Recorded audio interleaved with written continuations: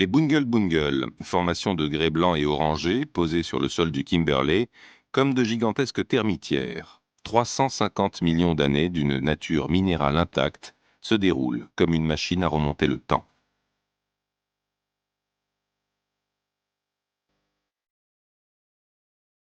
Pays à l'échelle d'un continent, l'Australie est immense.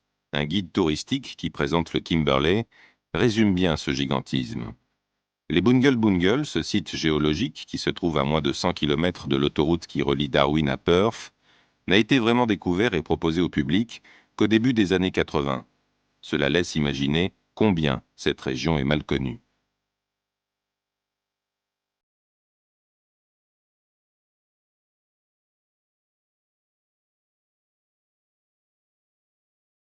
« 8 Australiens sur 10 habitent dans les grandes villes qui s'étendent le long de la côte Pacifique ou de l'océan Indien. Presque aussi grand que la France, le Kimberley, tout proche de l'Indonésie, est vide. À peine 30 000 habitants vivent sur ce territoire sous influence tropicale. For the Kimberley, rain areas and thunderstorms with heavy falls and local flooding. The remainder of the northern half, scattered showers and thunderstorms. Remember this one? Back in 1973. Deadly cool. Be cool. 693 on your AM dial. Good morning to you. L'Australie est bien le pays de la démesure, avec cette phrase souvent répétée mais qui raconte bien l'esprit du bush. Ici, c'est le pays où tous les jours, il faut vaincre la tyrannie de la distance et de l'espace.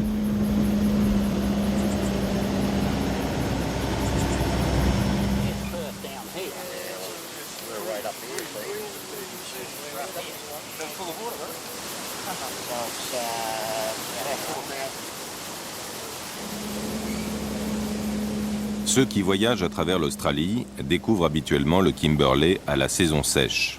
À cette époque de l'année, toutes les pistes sont ouvertes. En pleine mousson, à la saison des pluies, traverser le Kimberley devient un voyage qui peut se prolonger au gré des crues et des routes coupées.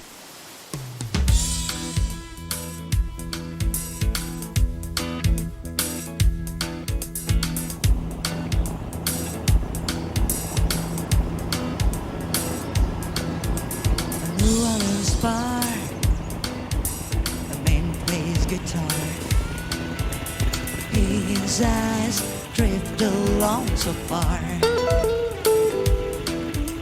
He's working in vain. No one seems to complain.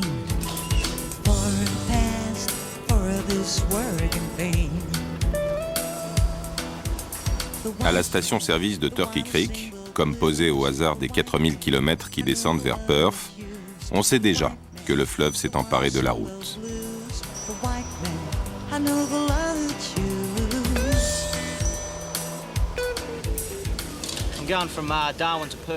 Je voyage de Darwin à Perth.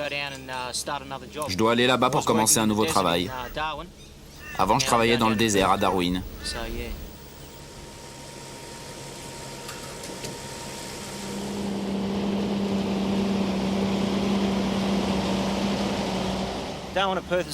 Darwin à Perth, ça fait 4200 km. Et si le temps est beau, je mettrai 4 ou 5 jours. Sans pluie, je peux faire 1000 km par jour. Maintenant qu'il pleut autant, je mettrai au moins 5 jours, peut-être plus.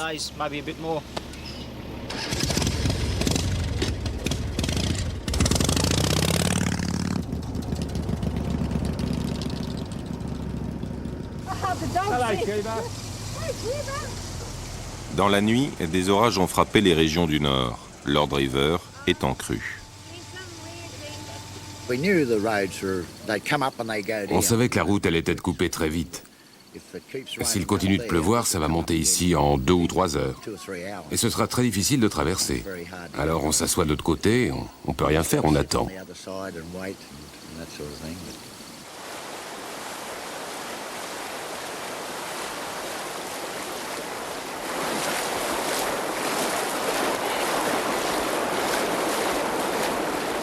Au matin, le flot continue de grossir.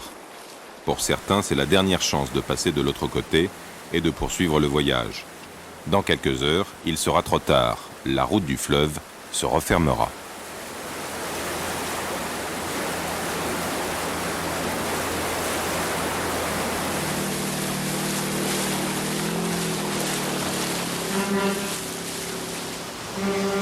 Très peu de routes pour relier ces vies arrêtées dans les grands espaces du bush. Lorsqu'on voyage à la saison des pluies, on se retrouve tous au même endroit. Et comme à la grande époque de la marche vers l'ouest, on prend le convoi derrière le camion et ses remorques, qui va briser pour quelques instants le courant et enfin ouvrir le passage.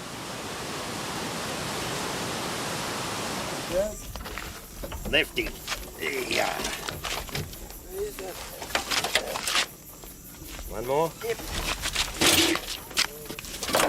Pity we didn't have more time. We could sit there and drink a bottle of JD or something. You got it, Brucey?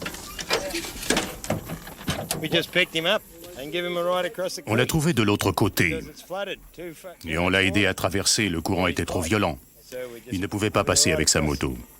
You get a wet and a dry season up here. You don't get Ici, vous avez une saison sèche et une saison des pluies. Vous n'avez pas 4 saisons. Vous avez juste l'été et l'hiver avec la mousson et ses pluies. C'est notre meilleure saison des pluies depuis 8 ou 9 ans. L'an dernier, on a eu très peu d'eau. Cette rivière n'a jamais débordé. Cette année, pour nous, c'est vraiment bien. Does that sound right? All right. Take it easy, bro. Encore quelques fleuves en crue à traverser pour Brian, avant d'arriver à Perth, à 4000 km de là.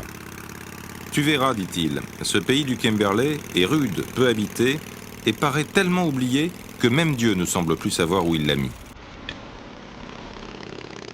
Pour Brian, le piège de la mousson qui se referme est derrière.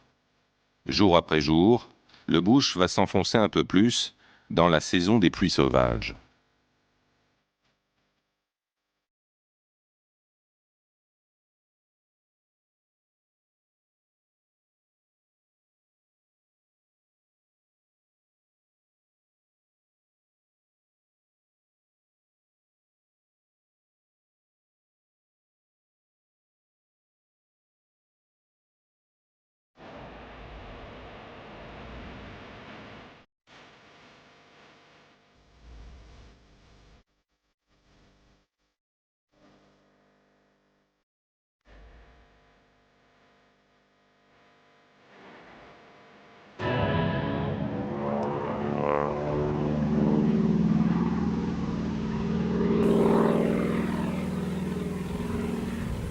Près du lac Argyle, Lou Cook cultive surtout la canne à sucre. Depuis plusieurs jours, la terre gorgée d'eau l'empêche de prendre son tracteur. Alors, comme souvent dans ce coin du pays, à cette époque de l'année, il utilise son avion.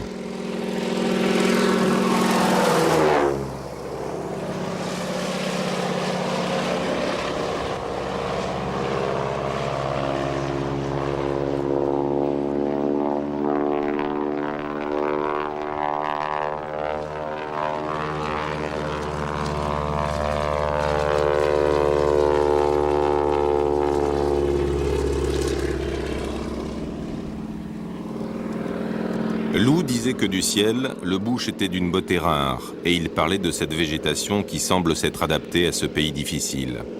Comme ces buissons qui produisent 2 types de graines, les unes pour renaître après le feu, les autres pour pousser avec la pluie.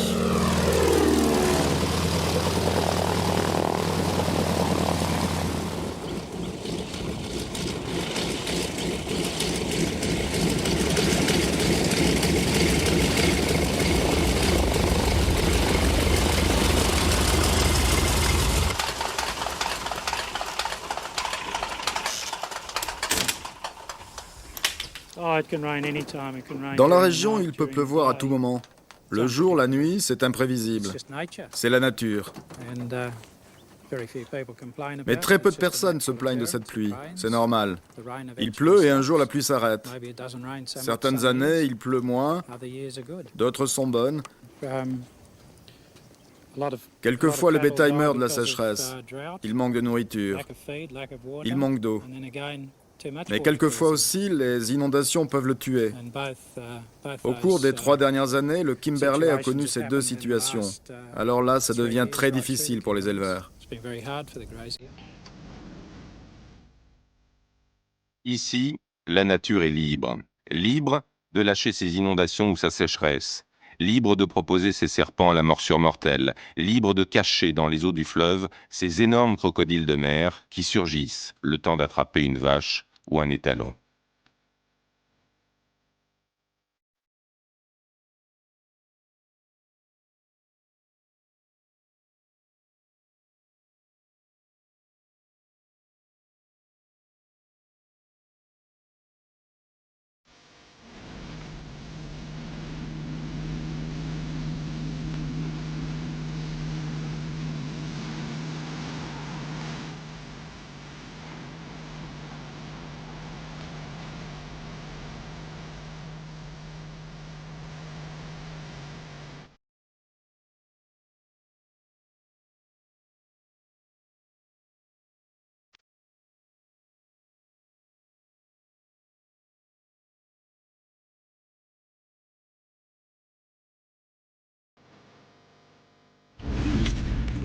Rod Woodland est né ici. Il est éleveur à Digger Rest, c'est le nom de sa ferme, au cœur du bush. La première ville, Windham, est à plus de 60 km par la piste, très souvent coupée à la saison des pluies. Plusieurs milliers d'hectares, 4000 têtes de bétail et une centaine de chevaux dont il faut s'occuper toute l'année.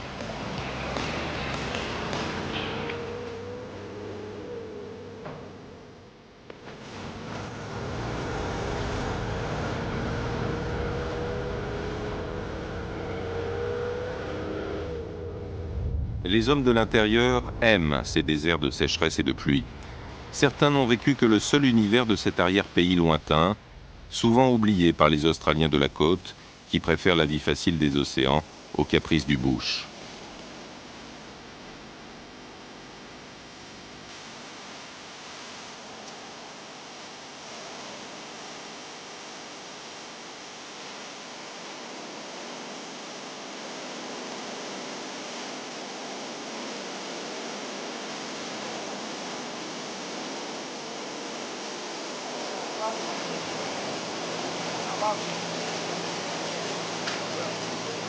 Exceptionnelle saison des pluies, un bonheur pour les éleveurs. Pour Rod, la route s'arrête là. Sa ferme est de l'autre côté de la rivière. Février, c'est la pleine saison des pluies. Beaucoup de pluie, beaucoup d'eau partout. Cette rivière peut monter et descendre très très vite. Quand le niveau est plus haut, on utilise un bateau pour traverser. On ne prend pas de risque. Aujourd'hui, c'est un peu trop haut pour la voiture. Alors on va noyer le moteur pour rien. Quand c'est comme ça, on traverse à pied.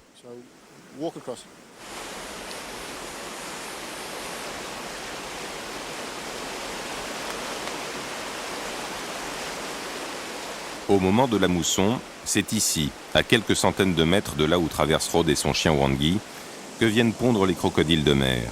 Tout le monde le sait, on vit avec, cela fait partie de leur vie.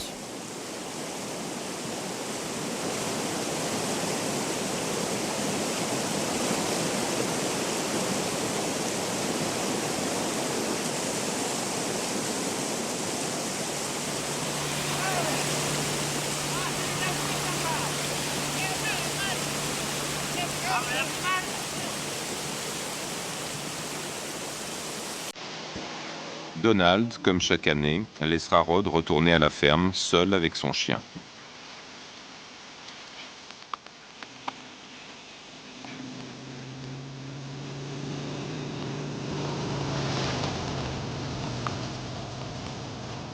La mousson, c'est l'époque où la nature va une nouvelle fois contraindre les hommes à s'adapter. La sécheresse est passée en laissant une herbe brûlée et les points d'eau asséchés dans ces fermes grandes comme un département français. Des milliers de vaches, de chevaux sur ces milliers d'hectares vont enfin retrouver les lourdes pluies tropicales.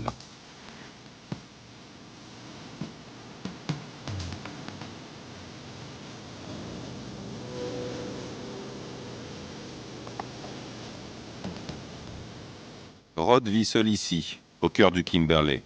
Sa ferme, Digger Rest, s'étend sur plus de 10 000 hectares au milieu de ce pays de l'intérieur. Fils et petit-fils d'éleveurs, il a appris à lire et à écrire à l'école des ondes, sur le gros poste radio de son grand-père.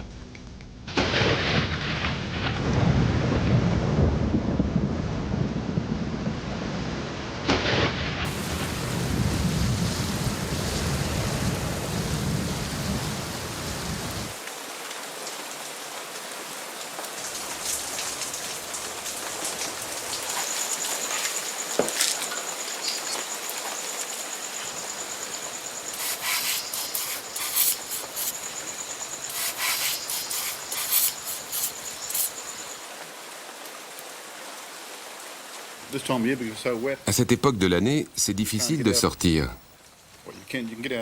On pourrait y aller à cheval, mais même pour les chevaux, ce serait dur de traverser toutes ces terres détrempées. Aussi, pour nous, c'est plus simple d'y aller avec un hélicoptère.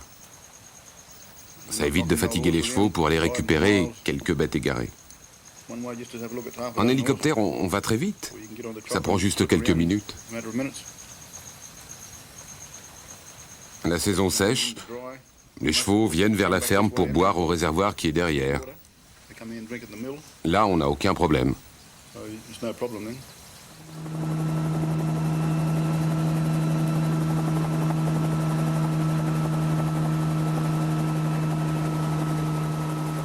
Dans cette région du Kimberley, la vie bat au rythme des pluies et subit la loi des vraies zones tropicales de la planète.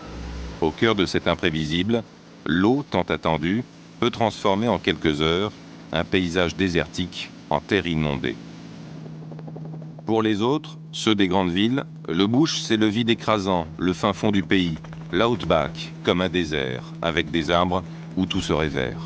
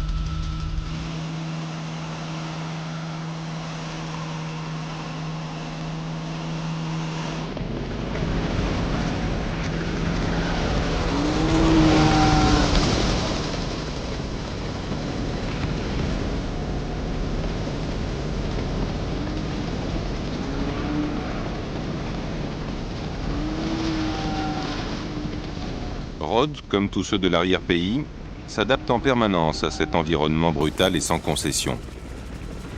Aujourd'hui, les pluies des derniers jours risquent d'être fatales pour le bétail. Alors, à coups d'hélicoptère, on le repousse vers les hauteurs.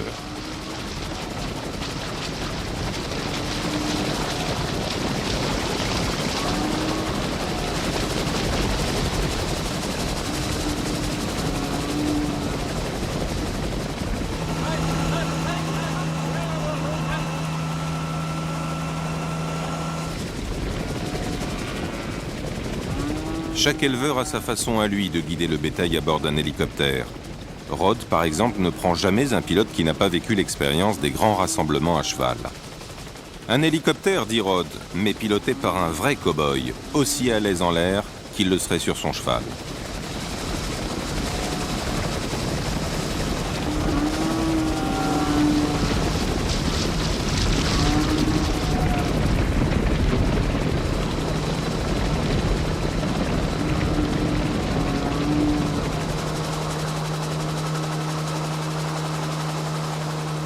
Lorsque Rod n'a pas pu passer la rivière avec tout son matériel et ses vivres, il profite de l'hélicoptère pour tuer une vache. La viande remplira son congélateur pour les 5 ou 6 semaines où il restera dans sa ferme. La prochaine sortie pour la ville, ce sera pour aller chercher l'essence du groupe électrogène.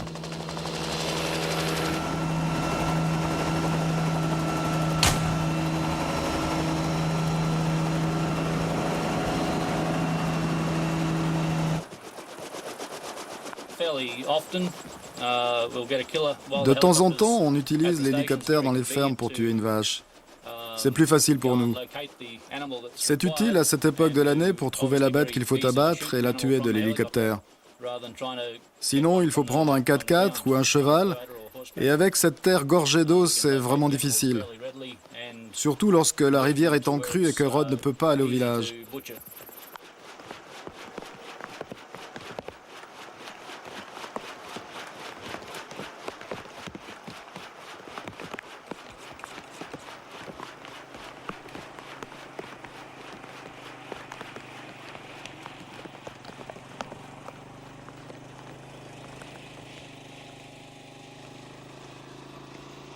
Avec ces incendies, ces sécheresses et ces inondations, Le bush australien fait peur.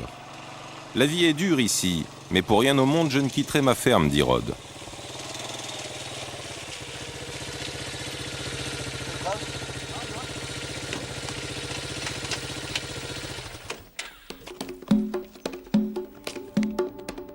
La King River, c'est la rivière que traverse Rod pour aller au village. C'est là où le bétail et les chevaux viennent boire à la saison sèche.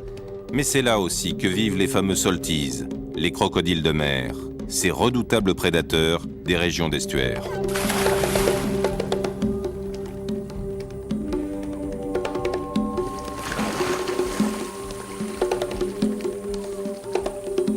Au moment de la mousson, les femelles deviennent agressives. C'est l'époque de la ponte, elles protègent leur nid.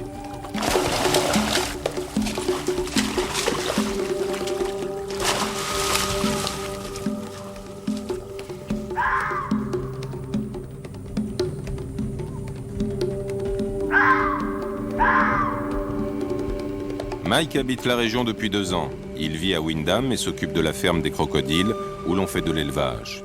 Auparavant, il travaillait en Afrique pour un parc national au Botswana. La King River est pour Mike le seul endroit où il peut chasser les nids de crocodiles à la saison des pluies. Il rapporte les œufs à la ferme pour la fécondation.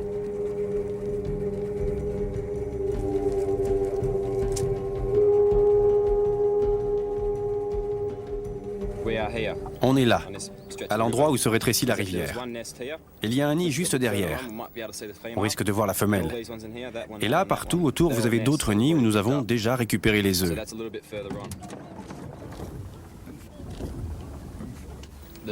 La marée monte et vient de l'océan. On va attendre et on en profitera pour aller voir.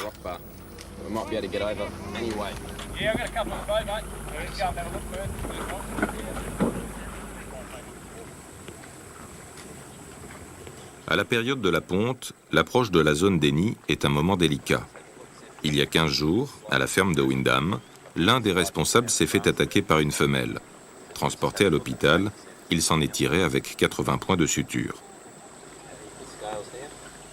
Depuis la protection de l'espèce dans les années 60 et 70, 11 personnes ont été tuées par les crocodiles de mer. Ouais, c'est bon, j'ai trouvé le nid, on peut y aller. Mais je vous préviens, ça a l'air d'être une grosse bête. Il était juste en train de descendre la rivière lorsqu'il a vu une femelle crocodile qui était là, sur la rive, et qui brusquement a plongé dans l'eau. Il s'est approché, a suivi les traces jusqu'à un nid qui se trouve plus loin, là-bas, dans le bush. Il faut faire attention parce que la femelle est là, juste derrière, dans la rivière.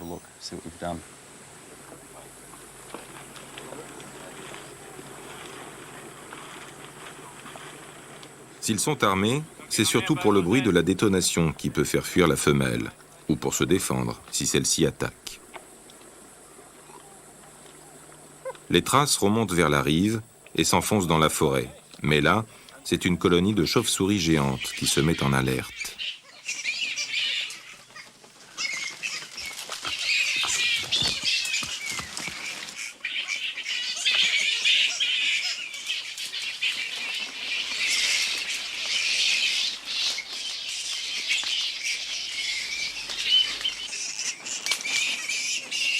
A little baby one attached to the mother.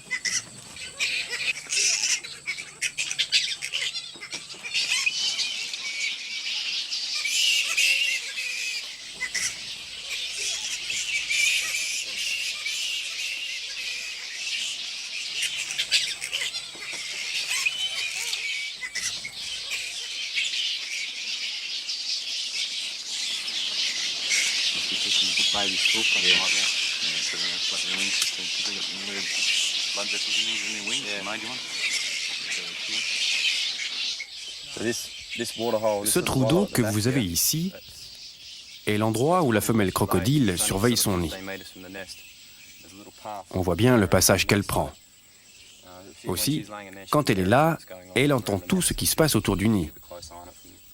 La rivière est là, derrière nous, à 50 mètres.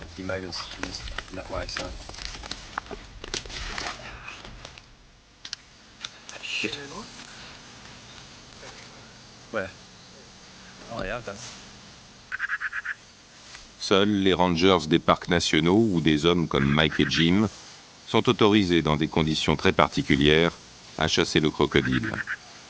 Mais en Australie, chasser veut dire les capturer vivants. On ne tue plus les crocodiles. Aujourd'hui, ce sont les œufs qui les intéressent.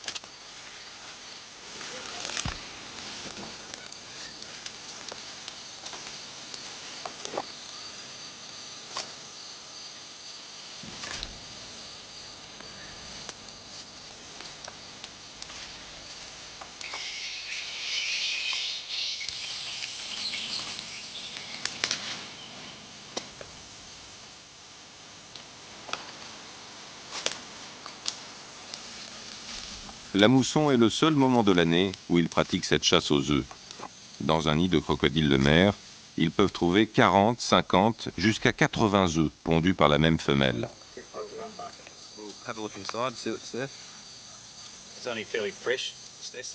Ce nid semble frais, à peine une semaine. Regarde, l'herbe est verte. Big eggs, beautiful big eggs. I'll go and get this sand, Mike, and we'll pack them in sand so that they don't soak up anything. All right. Are they banded up or not? Yeah, they have. Yeah. See that white band, Dominic?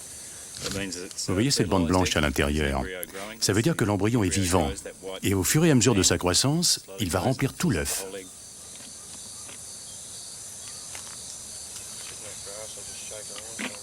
La température d'un nid de crocodile de mer est déterminante pour la vie de l'embryon.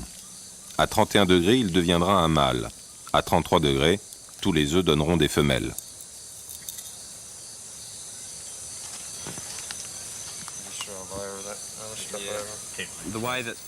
Lorsqu'on trouve un nid, il faut faire très attention à la position de l'œuf et comment il a été pondu.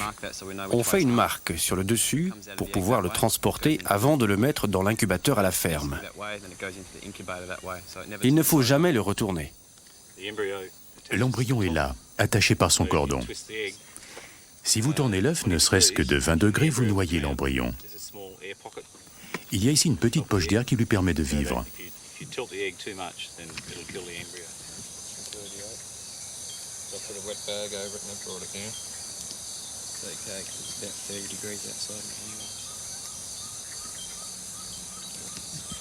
La femelle ne couve pas ses œufs. Il faut près de 100 jours de fécondation, à l'abri de ses herbes et de ses racines qui maintiennent la chaleur, pour que naisse le petit crocodile. Seulement 2 ou 3% d'entre eux survivent en milieu naturel.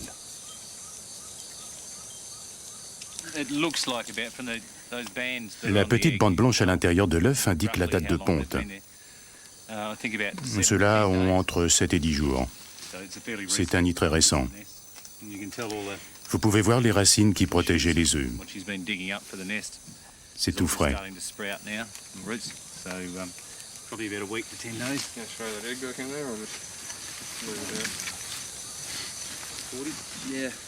Le nid contenait 40, 41 œufs, mais un était vide. Vous voyez, il n'y a pas de bande blanche dans celui-là. Il n'y a pas de bande, donc il n'y a pas d'embryon. L'œuf est vide. Il n'y a pas de vie. 3 ou 4 ans sont nécessaires pour amener un crocodile à la taille adulte. À ce moment-là, il mesurera de 1,50 m à 2 mètres.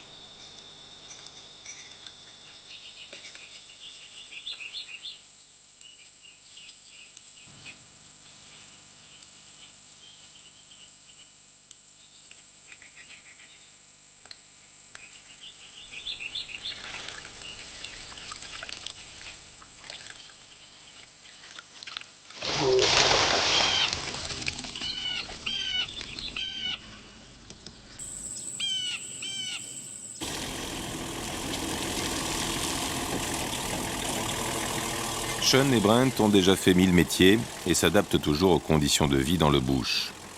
Habituellement, ils pêchent sur le lac Argyle. Mais à la saison des pluies, ils chassent le crocodile vivant pour le vendre à la ferme de Windham. Lorsqu'il crève, c'est la poisse. Il faut d'abord décharger les crocodiles avant de changer la roue.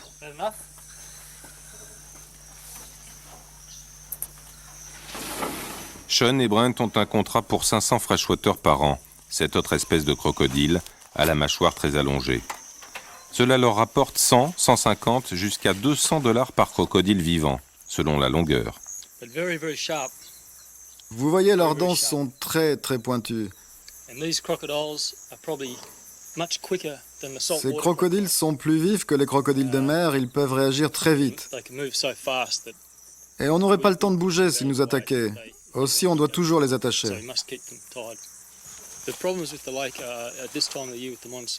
À la mousson, le problème, ce sont les rivières en crue qui viennent se jeter dans le lac, avec un fort courant. Beaucoup de violence, mais aussi des arbres arrachés le long des rives. À cette époque de l'année, c'est cela qui est dangereux pour les pêcheurs. Avec les crocodiles, ça va, sauf s'ils veulent leur marcher dessus. Ou à la saison d'accouplement, là, les mâles deviennent très agressifs.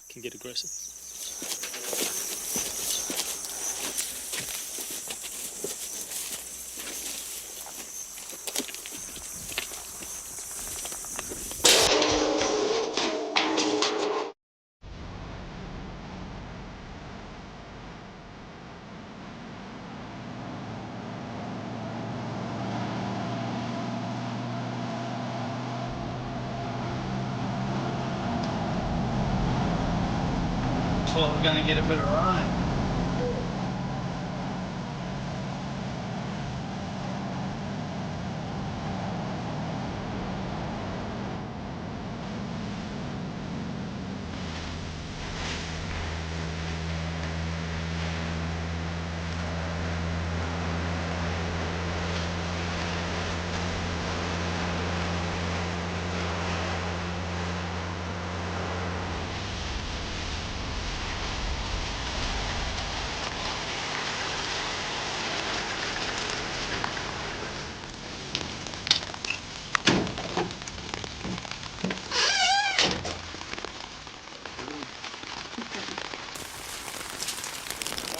De manière très réglementée en Australie, les fermes de crocodiles font l'élevage pour la peau et la viande.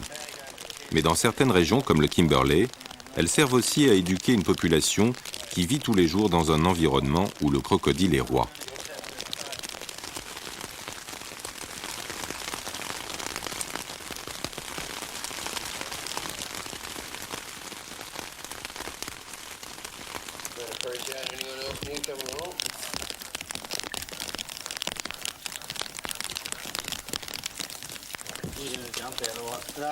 Yeah, I'll just hop out, mate. You all right? All right. Yep.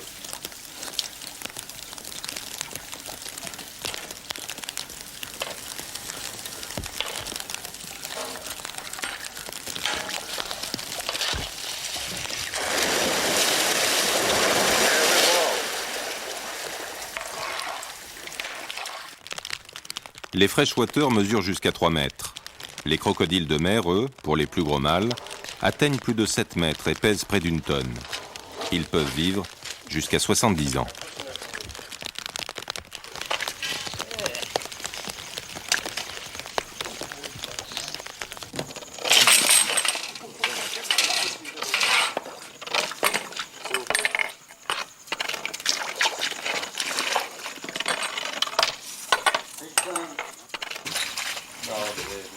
Tous ceux qui vivent ici ont l'esprit du bush qui leur colle à la peau. En permanence, ils subissent les extravagances de cette nature et semblent trempés à la terre rouge de ce pays où ils sont nés. Pour Rod, aujourd'hui, c'est l'essence qui manque. Son groupe électrogène s'est arrêté.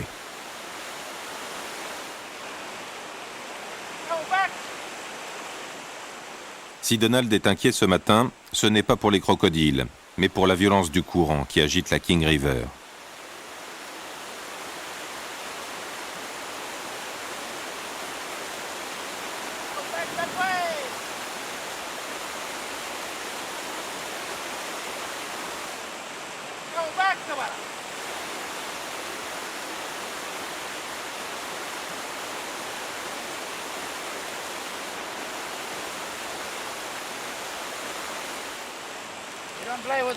On s'amuse pas avec la rivière, c'est dangereux. Elle tue des gens chaque année. La rivière, c'est vraiment pas bon. C'est dangereux. Très, très dangereux.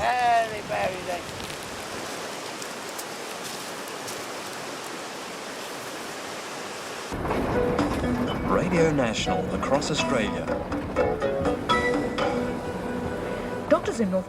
La jeune fille de 22 ans, attaquée par un crocodile lors d'une visite dans une ferme, devra subir plusieurs interventions chirurgicales. Elle avait glissé dans un bassin où se trouvait un crocodile de plus de 4 mètres qui l'avait mordue et entraînée dans l'eau. Son père avait réussi à lui porter secours et à la sauver en enfonçant ses doigts dans les yeux du reptile. À Wyndham, dans l'épicerie de Roy, se retrouvent les hommes de l'arrière-pays qui parcourent le bush. Les camionneurs, les hommes de la ferme des crocodiles, ou Rod, de passage dans le village.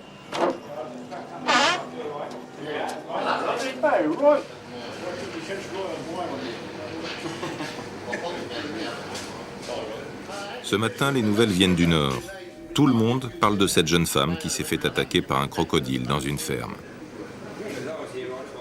Ici, lorsqu'on va à la pêche sur le fleuve, on sait qu'il ne faut pas rester longtemps au même endroit, car le crocodile veille et il est très patient.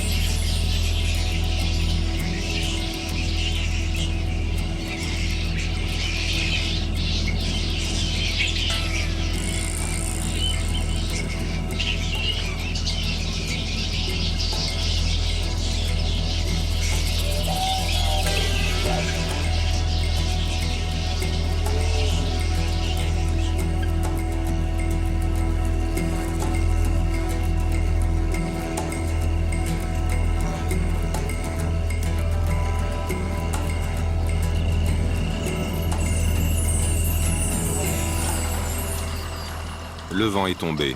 Il ne pleut pas. Pour Brent et Sean, c'est l'idéal pour aller à la chasse aux crocodiles sur le lac Argyle.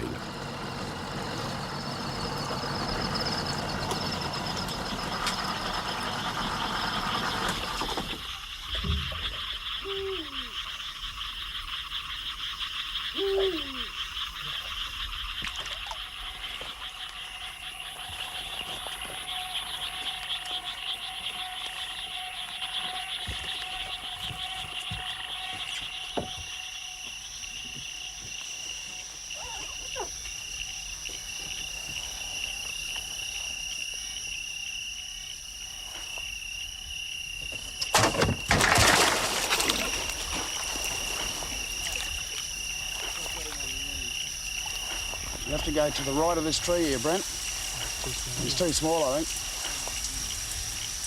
Yeah, you're out of the grass now. Over there.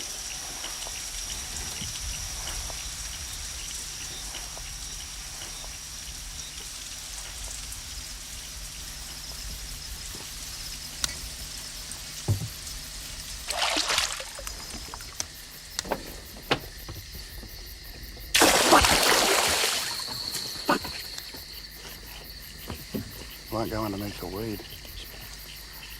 Too small. Just too small. Lorsqu'il repère un crocodile dans les zones marécageuses du lac, Sean le traque avec le faisceau de sa lampe. Aveuglé, l'animal ne bouge plus. Brent coupe le moteur pour glisser sans aucun bruit, le plus près possible de sa gueule, pour essayer de l'attraper avec une perche munie d'un nœud coulant qui se refermera sur la mâchoire effilée du freshwater.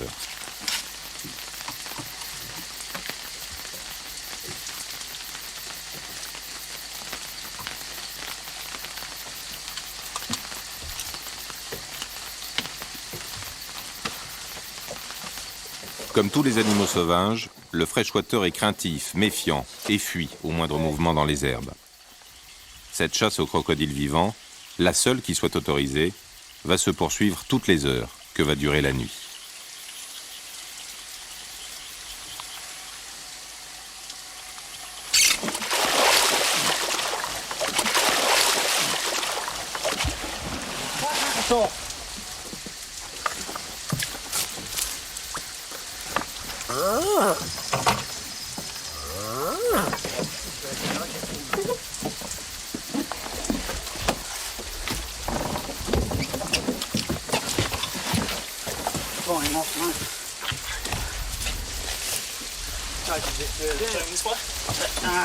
That's it.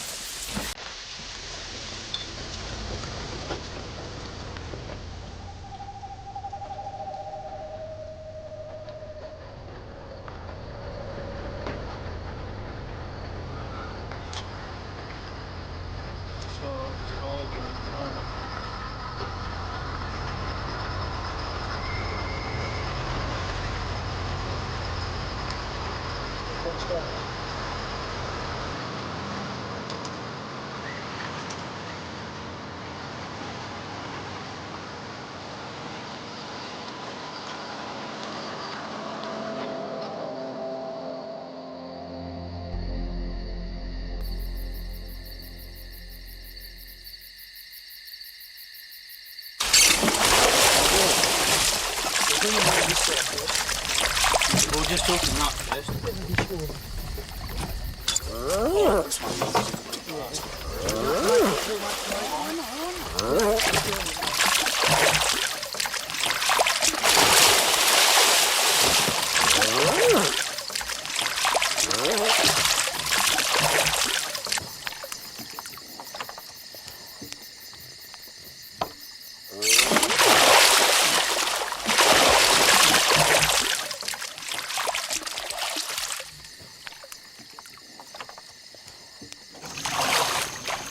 En Australie, le freshwater et le crocodile de mer ont toujours été chassés pour la viande et la peau. Dans les années 50, cette chasse devient massacre. Aujourd'hui, on capture l'animal pour permettre la reproduction dans les fermes et préserver la vie sauvage.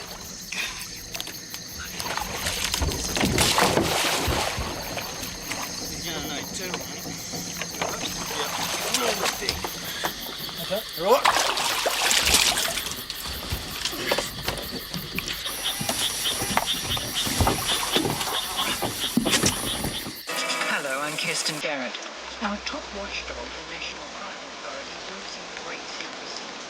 Any abuse or misuse of its privileged position may be serious. Allegations of rapes,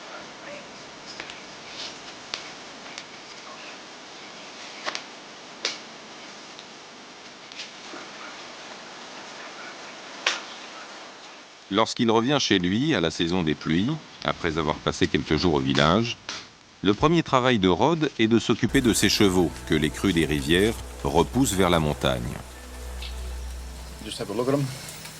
Je vais toujours jeter un coup d'œil sur eux pour voir s'il n'en manque pas. Il y en a un en particulier qui a un problème avec une patte et je dois le soigner. Et surtout voir si aucun n'est mort en mangeant de l'herbe empoisonnée, qu'on appelle le walkabout, ou tué par un crocodile.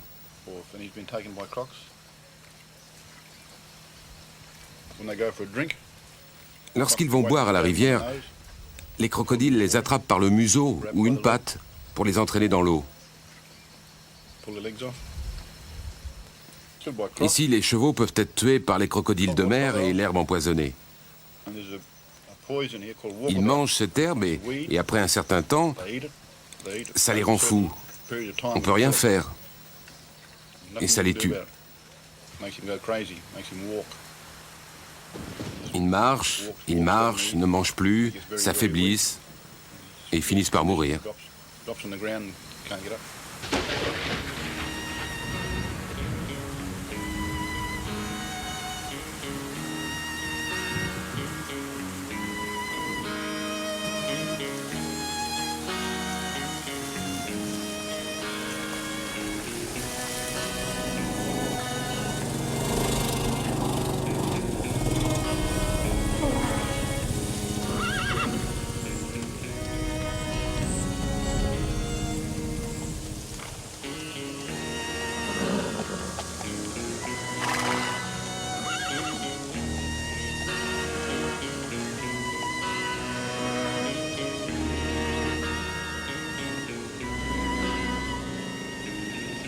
Tout près de Sherrod, la ferme d'El Questro, l'une des plus grandes de la région, s'étend sur 400 000 hectares, près d'une fois et demie la Belgique. Dans le Kimberley, il y a très peu de clôture pour le bétail. La terre a de l'espace. Le regard s'arrête lorsque l'horizon touche la montagne. Ici, dit Rod, on voit les choses différemment.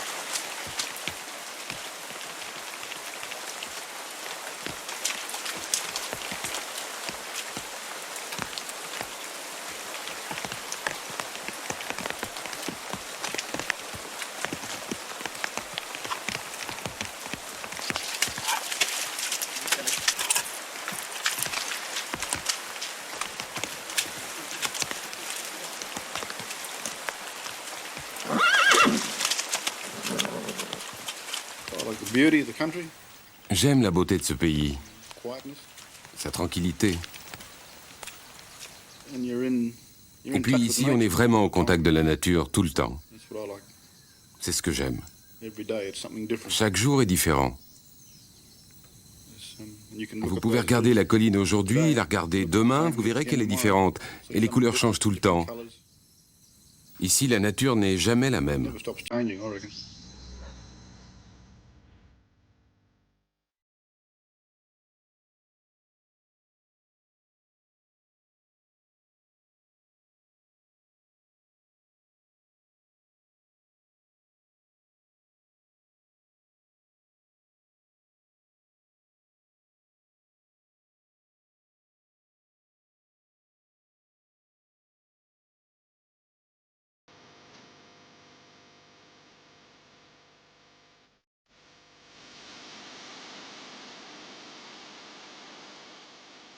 Dans quelques jours, la saison des pluies sera finie. Mais cette année, l'herbe a poussé en abondance et deviendra fourrage pour le bétail. Les puits et les rivières sont gorgés d'eau. La mousson et ses orages tropicaux disparaîtront pour faire place à la saison sèche et dure.